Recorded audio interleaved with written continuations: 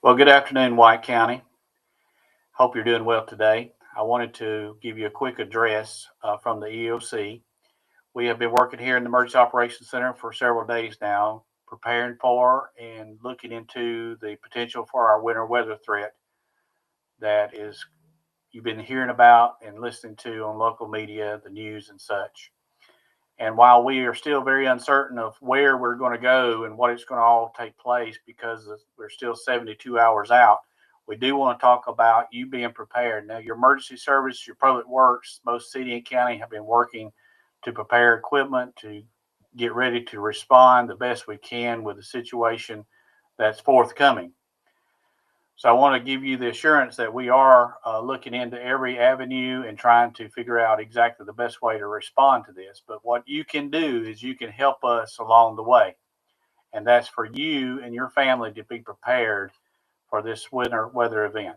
And I'm not talking about it's going to snow and we might have a little ice. We could essentially have prolonged electrical grid problems for days after the storm passes through. We've been in contact with Georgia Power and HEMC. Since this is such a widespread event from Texas up into the North Carolinas and not very certain as to where and how and what kind of precipitation we're going to have, their mutual aid resources and such are very, very narrow and very limited. So this could be a several day event. But for you to help us out is to be prepared. On our social media, on our websites, on social media in general, or on websites in general, it doesn't have to be ours. There is things you can look at to prepare yourself for winter weather and emergencies to take care of yourself and your neighbors, your family. It's also, you can sign up to receive our emergency alerts under the Code Red system that you can see below in the graphic. Also, you can sign up through our website. Very easy to do if you haven't already done so. So I'd encourage you to start preparing now for the potential for a severe winter weather event here in White County. We are praying and hoping for the best, but let's prepare for the worst case scenario. And if there's anything that you need from us, we have resources on our website and our social media, and I would look forward to for you looking at those things and get ready for this. We're doing it with our own families, getting those ready because we have to be at work. We're making sure that they'll be able to take care of themselves while at home, while we're away, taking care of everyone else and you. So I'm going to turn it over to Don Strength. He's our Deputy Director of Emergency Management, and he's going to go through what the latest forecasts are seeing and are showing to us. The same information that we're getting directly from the National Weather Service, he'll present to you for White County and what we can anticipate and expect. Thank you for being with us today, and we'll be looking forward to talking to you more in the near future. Thank you. Don? Well, thank you, Director Murphy. And I am Don Strength, the Deputy Director for White County Public Safety. And we're going to spend a few minutes this afternoon talking about the latest information that we know. And look, so you have to go with what you know, right? We're still 3 days away from this weather event. So it's impossible to know at this point exactly what is going to happen. But in the last 8 hours, the signals have been there to suggest that we may be about to deal with a significant winter weather event across White County and North Georgia in particular. So we have begun our preparations here at White County Public Safety, and part of our program is to relay information to our citizens and our visitors here in White County so that you will be prepared. 90% of surviving through weather, whether it's winter or severe, is simply being weather aware and being prepared for what the possibilities are. I know a lot of you have seen all kinds of things out there on social media, from 25 plus inches of snow to 3 inches of ice, total Armageddon, complete loss of utilities for weeks.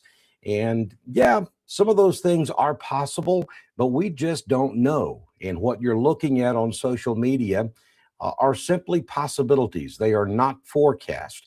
And what we're going to talk to you in the next 3 or 4 minutes is also just a possibility, not a forecast. We're not confident enough to say this is what's going to happen across White County. But we're going to give you a couple of different scenarios. One leans more toward a significant ice storm, and the other one maybe not quite as bad. So we do have a winter storm watch that's in effect for White County. That was issued by the National Weather Service shortly after noon today. And what we're looking at here, this first map that we're looking at, is the Euro. So the Euro is one of the more trusted maps when it comes to predicting winter weather. The Euro is coming in a little bit drier, but you see that we still have winter weather, that pink being freezing rain across North Alabama, North Georgia.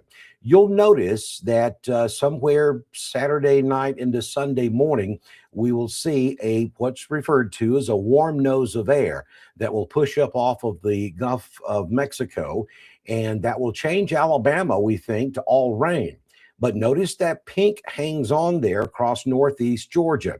And we believe the model is telling us that we're going to have what's called a wedge effect, or a CAD effect. That stands for cold air damming, meaning that we have high pressure that pushes cold air at the surface up against the backside of the Appalachian Mountains.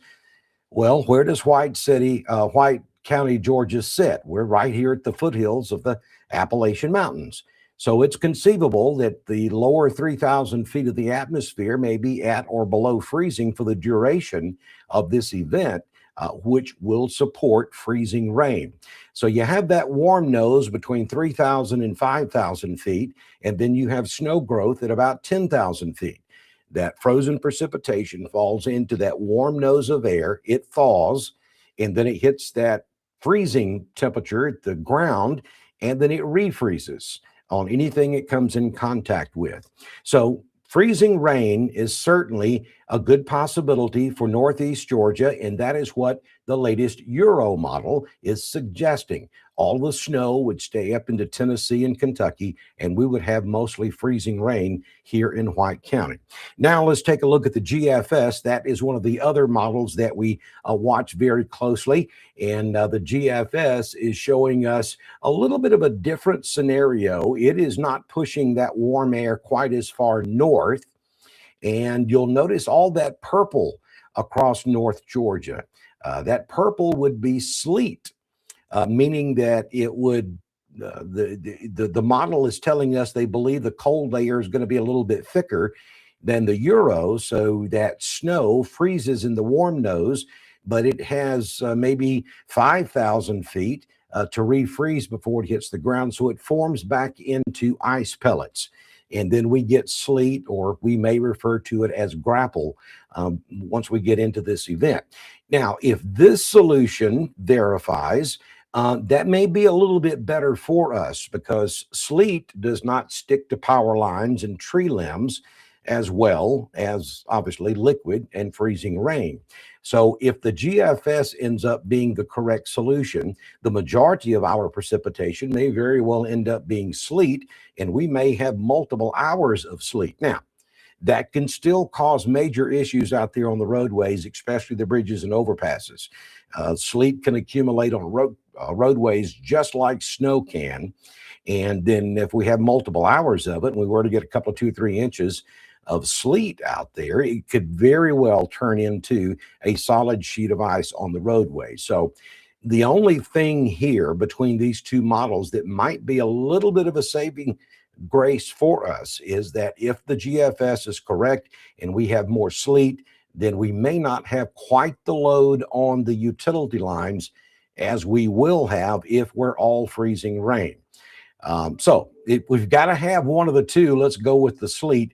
At least maybe we can hang on to our electricity during the duration of this thing. So those are the two different possibilities. What will actually end up happening, who knows?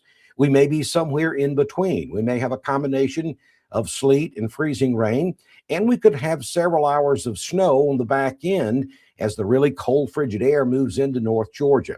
So it's a mixed bag. We don't know exactly what the overall totals are going to be once this is over with, but we feel really confident that we are going to have at least major effects that we're going to have to deal with throughout the weekend. Probably starting sometime Friday night. There may be a few hours on Saturday where we get just above freezing. And we go back to liquid rain, and then we freeze back up Saturday night and have several more hours of frozen precipitation before all of this ends sometime, we think, on Sunday afternoon. So here's the impact graphic that I wanted to show you. And you see right there across North Georgia, this is from the National Weather Service. Potential for storm impacts is very high across North Georgia and White County in particular. You get down into the Atlanta metro, there's a medium risk there, and then the lower risk would be from Atlanta down to Columbus and Macon, down there in that yellow area. All of this is subject to change as we continue to watch the trends with the models over the next 24 to 48 hours. There is still plenty of time for every bit of this to change, and it will some way or another. I can almost guarantee you that. So we're going to have some wind on the backside of this, 20 to 30 mile per hour wind gust, probably Sunday afternoon into Sunday night. So this graph just kind of shows you what can happen depending on the speed of the wind and how much ice accumulation we may have at that time. It's not going to be a continuous 30 mile per hour wind, but gust at 20 to 30 will certainly be possible Sunday afternoon, Sunday night.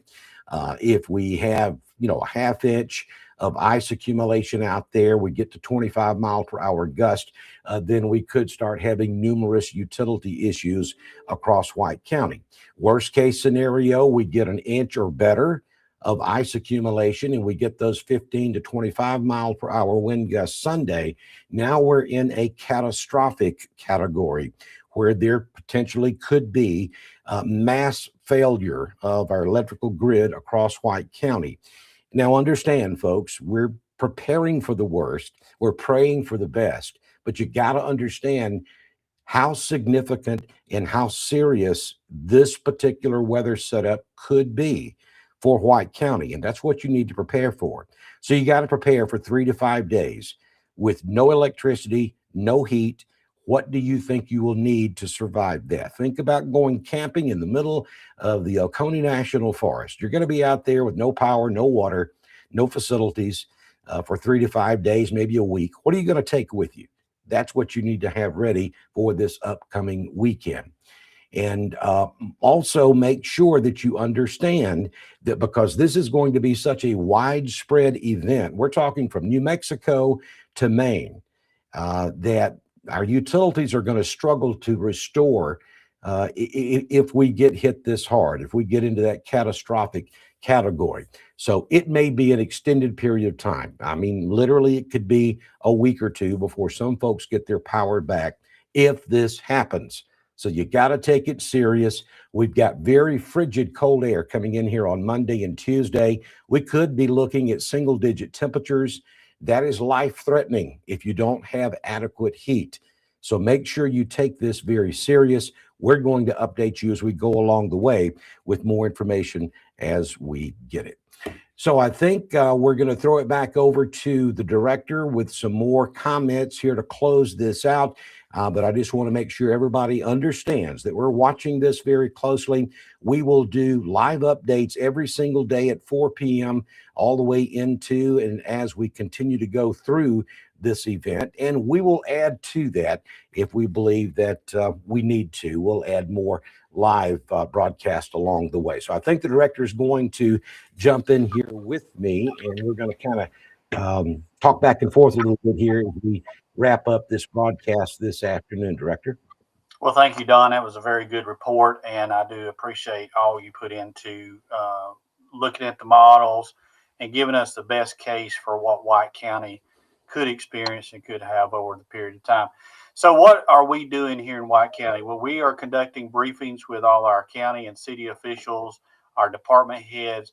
We are ramping up on our supplies, making sure our generators are full, making sure our vehicles have fuel, making sure we're stocked up. We have enhanced staffing models that are taking place, so we know that we got enough staff then to handle the emergency events as they come. And we've also reached out and are discussing with our utility partners such as Georgia Power and HEMC, trying to help them to and determine what they are going to be able to do for us on the back end of this during our recovery. So a lot of moving parts going into things and looking at every avenue of our emergency operations plan. And we have really worked hard on that in the last, since Monday. Actually, before Monday and the weekend, we started sending out briefings to our department heads and elected officials. So we are getting prepared the best we can. Let me say this. If we get a significant ice load on the roadways, power outages, you talking 1 inch plus ice that could potentially happen. It's going to be very difficult for even our emergency vehicles to move around in that. So as Don, we can't tell you or ask you enough to be prepared to take care of yourself over a period of time. We will do the best we can. If your power goes out, don't call us. You need to call your utility company. Do not tie up our emergency 911 communications with things like power outages or things that are just non-emergent and like we get most times during these events. Just take care of yourself, take care of your family and your neighbor, and we will be there as soon as we can to provide assistance to you once the conditions improve. Thank you so much for tuning in with us today. We will be sending out updates on our social media platforms. We will continue to do these live events as we go forward.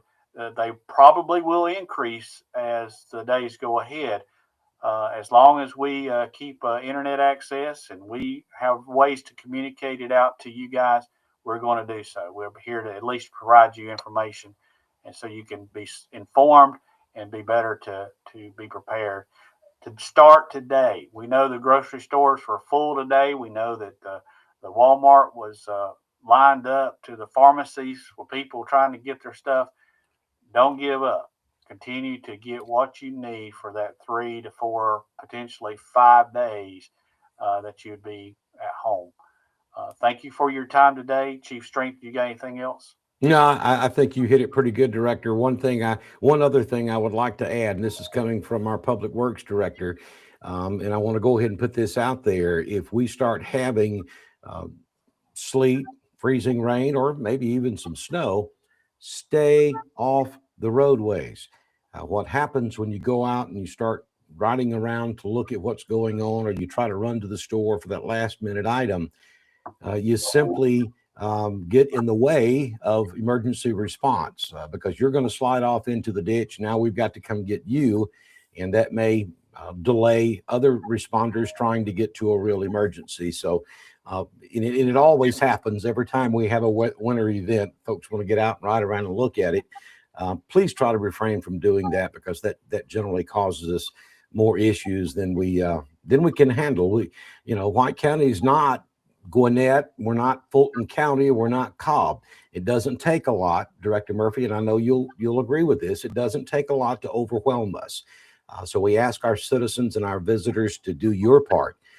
Be a hero and help us through this by using good common sense, staying off the roadways. Do not tie up our emergency lines with things that are not necessarily an emergency. As the director said, we can't turn your power back on. Unfortunately, we can do a lot of stuff, but the power, and your utilities, we just can't do anything with that. And we don't have a magic number that's going to make things happen for you either. We call the same numbers you guys do. So just try to keep from calling 911 unless you have an emergency, Director. Thank you much, Don. We'll be back with you again. Be watching our social media. We know we'll be back at 4 o'clock tomorrow. There might be one sooner than that, but just watch the social media and we'll put out that information to you. Thank you and have a safe evening, White County.